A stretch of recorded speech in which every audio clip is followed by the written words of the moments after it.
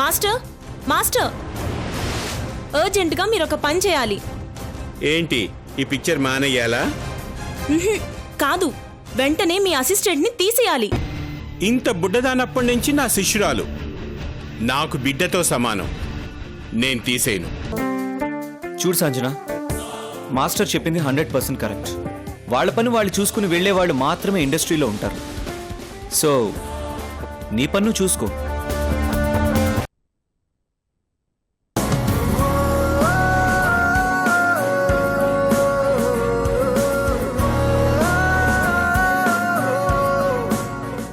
వచ్చేసాడు రా దేవుడా, వచ్చేసాడు.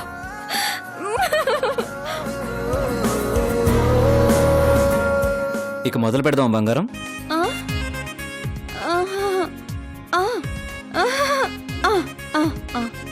Only BGM sir. Yeah,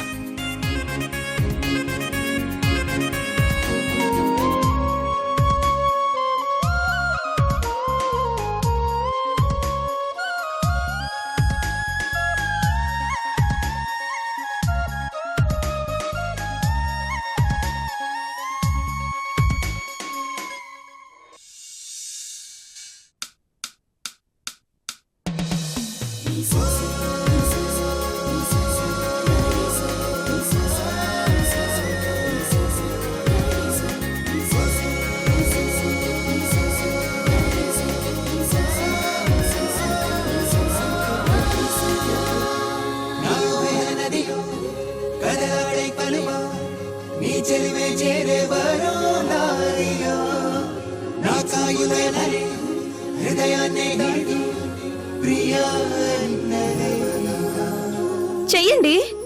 repeat చేయండి. ఒకసారిగా వచ్చేస్తుందా? ఓహో,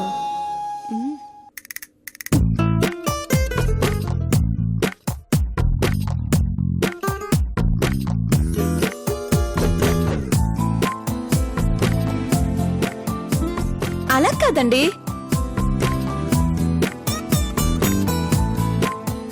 నేను చేసేటప్పుడు ఎక్కడ చూస్తున్నారు? అసలు నువ్వు స్టెప్స్ వేసేటప్పుడు ఎక్కడ చూస్తున్నావు? బాగుంది, నన్నే అంటున్నారా?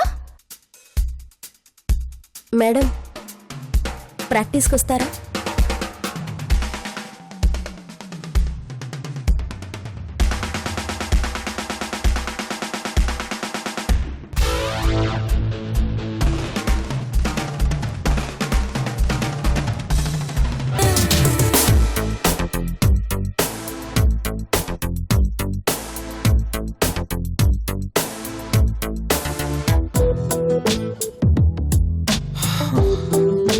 నా స్టెప్స్ నాకు వచ్చేసాయి. హీరోయిన్ ఉంటేనే కదా మిగతాది ప్రాక్టీస్ చేసేది. ఆ స్టెప్స్ మన బంగారానికి వచ్చే సార్.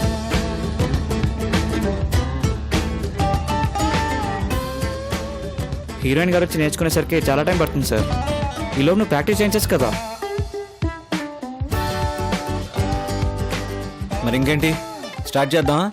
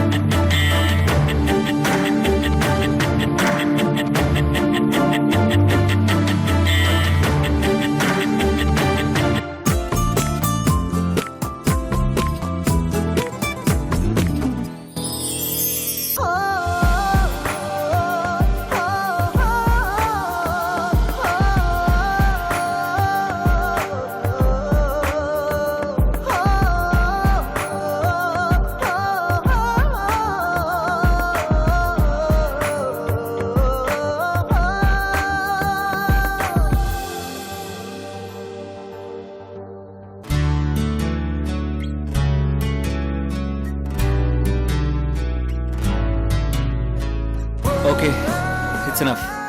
థ్యాంక్ యూ బంగారం. Bye bye.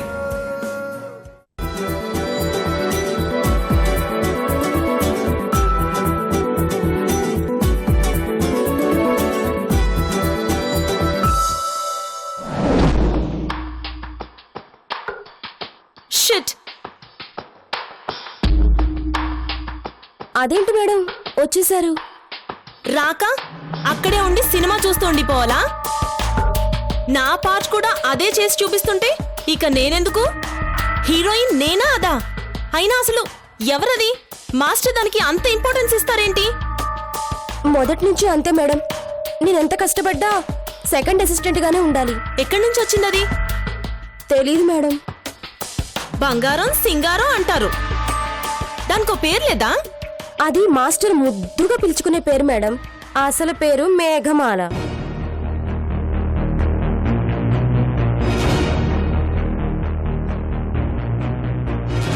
మేఘమాల.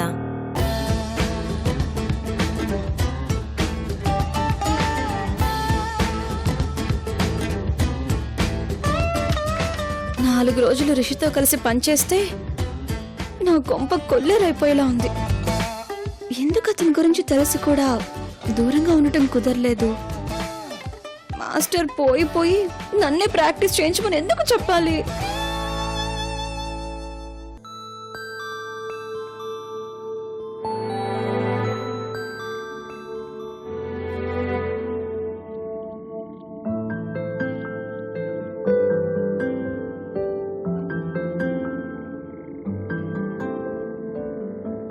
బంగారాన్ని టచ్ చేసినప్పుడల్లా ఎందుకు నేను అలాగే ఉండిపోతున్నాను?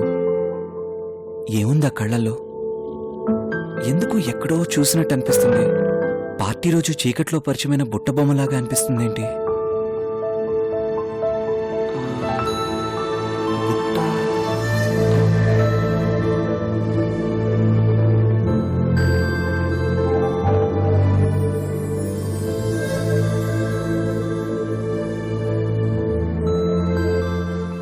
ఈ బుట్టబొమ్మ ఆ బంగారం ఒకరేనా?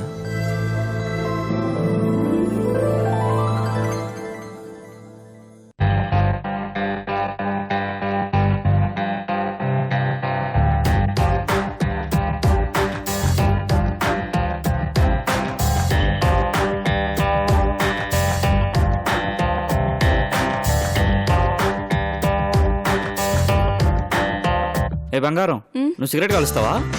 నేను సిగరెట్ కాల్చడం ఏంటి? నీకేమైనా మెంట్లా? మరి లైటర్ ఎవరిదబ్బా? బాబు ఏంటి బాబు అది? ఏం లేదు బాబు, ప్రాక్టీస్ చేసి చేసి బాగా అలసిపోయినట్టున్నారు. జ్యూస్ తీసుకురానా? వద్దు. పోనీ ఎనర్జీ డ్రింక్ తేనా? అక్కర్లేదు. నువ్వు ఇక్కడి నుంచి వెళ్ళు. సిగరెట్ కాల్చుకున్నాక బయలుదేరదాం. వెళ్ళు.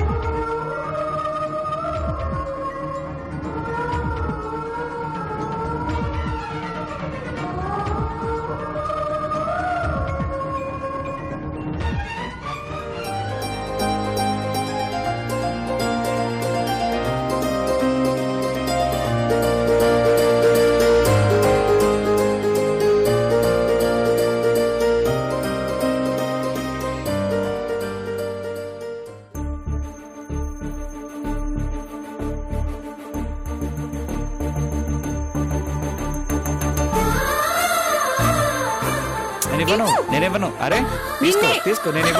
నేనివ్వను.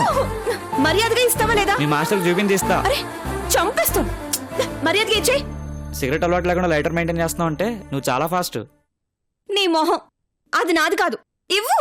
నేనివ్వను. అరే అరే ఇవ్వు.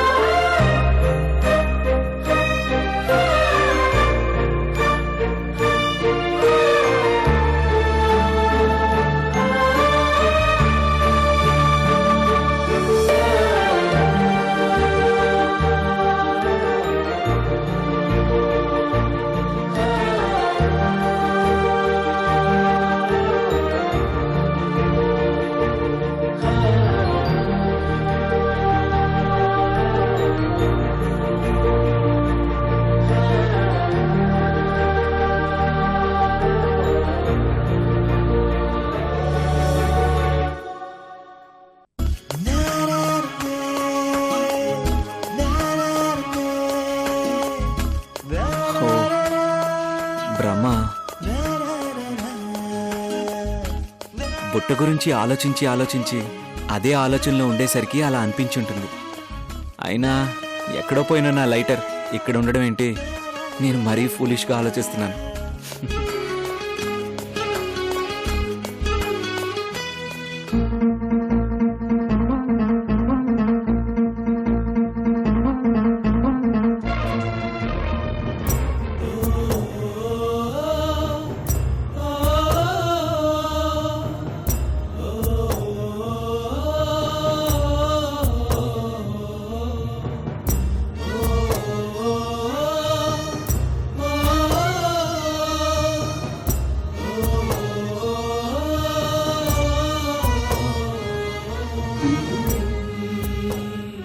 అమ్మా జ్యూస్.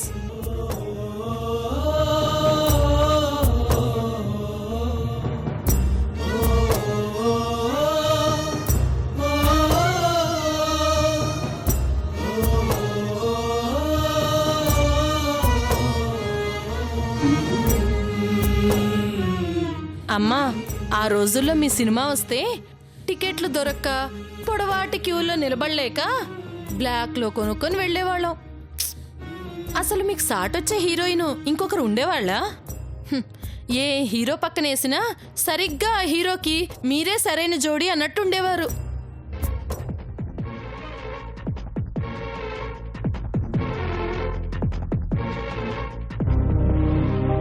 ఆహాహా, ఏం అందం, ఏం కులుకు, ఏం సోకు, ఆ నడకే చాలమ్మా. వెర్రెక్కిపోయేవారు కుర్రకారు.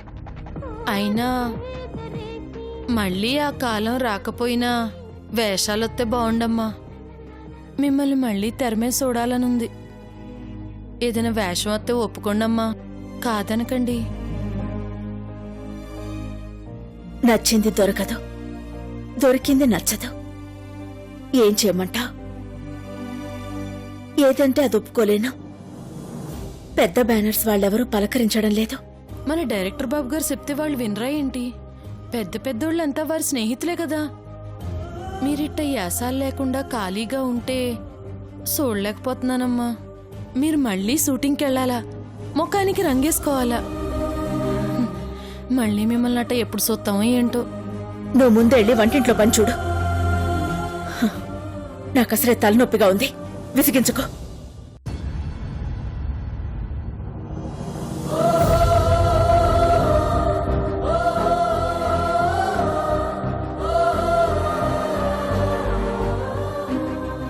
నాకు మాత్రం నటించాలని లేదా? ఎంతకాలం అయింది మేకప్ వేసుకుని. మళ్ళీ ఆ రోజులు వస్తాయా? కెమెరా, రోలింగ్, యాక్షన్, కట్ అని వింటానా?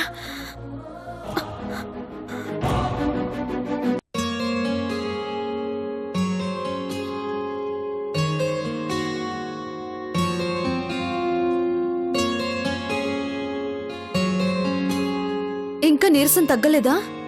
డాక్టర్ దగ్గరికి వెళ్దామంటే రావు. పోనీ డాక్టర్ గారిని రమ్మని ఫోన్ చేయనా? అక్కర్లేదు చైత్ర, టాబ్లెట్ వేసుకున్నాను, తగ్గిపోతుందిలే. నువ్వేదో ఉద్యోగం చేస్తున్నావట. ఏం ఉద్యోగం? నీతో చెప్పేటంత పెద్దదేం కాదులే, ఏదో చిన్న ఉద్యోగం. నీకేం కర్మ చైత్ర. నేనొకప్పుడు పెద్ద హీరోయిన్ని. మనకి రోజు గడవదన్న బాధ లేదు. ఎందుకో ఆనాకాని ఉద్యోగాలు చేయడం? అమ్మా, అది స్వయం కృషి, నా స్వాభిమానం. నువ్వు ఒకప్పుడు సంపాదించావు సరే, ఇప్పుడు ఆయన మీద ఆధారపడ్డాం కాబట్టేగా. నీకంటూ ఒక సెల్ఫ్ రెస్పెక్ట్ లేనట్టు అస్తమానం ఆయన అన్నిటికీ బతిమాలుకుంటున్నావు. నాకా డబ్బు, అంతస్తు, పేరు ఏవి వద్దు. చిన్న జీతమైనా చాలు. ఆత్మాభిమానంతో బతకనివ్వు. ఏమ్మా, ఇంట్లోనే ఉన్నావే ఇవాళ? ఆఫీస్కి వెళ్ళలేదా? మీ అమ్మ చెప్పిందిలే జాబ్ చేస్తున్నావని. గుడ్, ఏదో ఒకటి. ఖాళీగా కూర్చోవడం మంచిది కాదు. కంగ్రాట్స్. థ్యాంక్స్ అమ్మా, వెళ్ళొస్తాను.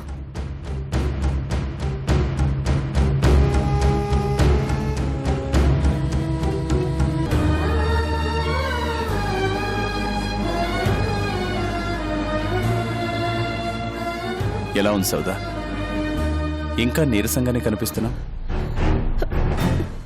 నాకు పిచ్చెక్కిపోతోంది. ఇంట్లో కూర్చుంటే ఏమీ తోచడం లేదు. ఏమండి, నేను మళ్ళీ షూటింగ్స్కి వెళ్ళాలి, యాక్ట్ చేయాలి. ప్లీజ్ నాకేమైనా వేషాలు ఇప్పించండి. సౌదా, నువ్వు ఒకప్పుడు టాప్ హీరోయిన్వి. నీకు సరిపడే వేషం ఉంటే వాళ్లే నీ దగ్గరకు వచ్చి నేను బతిమాలుతారు. నీ కోసం వేషం నేను అడగటం ఏంటి? Non sense. It's highly idiotic.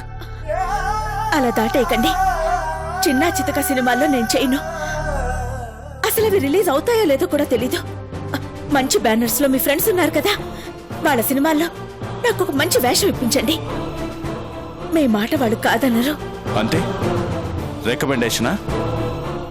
Sorry, అది నా వల్ల కాదు. సొంత కొడుకైనా సరే నేను రికమెండ్ చేయను. వాడి టాలెంట్ మీద వాడు రావాల్సిందే. మీ సొంత పిక్చర్ స్టార్ట్ చేసి లాంచ్ చేయడానికి రెడీ అయ్యారుగా. హ, అవునులేండి, నా కోసం ఎందుకు వాడతారు? మీ పరపతిని మీకు నేనేమవుతానని. అప్పట్లో కాలం నాది. నీ టాలెంట్కి తప్ప మన మధ్య ఉన్న సంబంధానికి లోబడి నీకు అవకాశాలు ఇవ్వలేదు ఈ విరించి. మర్చిపోయావా? ఇప్పుడెలా అడుగుతాననుకున్నావు? అడగరు. ఒకవేళ మీరిప్పుడు సినిమా తీసినా నాకు క్యారెక్టర్ ఇస్తారన్న ఆశ లేదు. అసలు నేను ఇంట్లోంచి బయటికి వెళ్ళడం మీకు ఇష్టం లేదు. నన్ను అడగదొక్కాలనుకుంటున్నారు. నాకంతా తెలుసు. సౌదా, అక్కడ మనశ్శాంతి లేకే నీ దగ్గరకు వస్తాను. ఇక్కడ నీతోనూ గొడవైతే నాకు చావు తప్ప వేరే శరణ్యం లేదు. ఇంకెప్పుడు మాట్లాడలేండి. ఈ మాత్రానికి చావుదాకా దేనికి?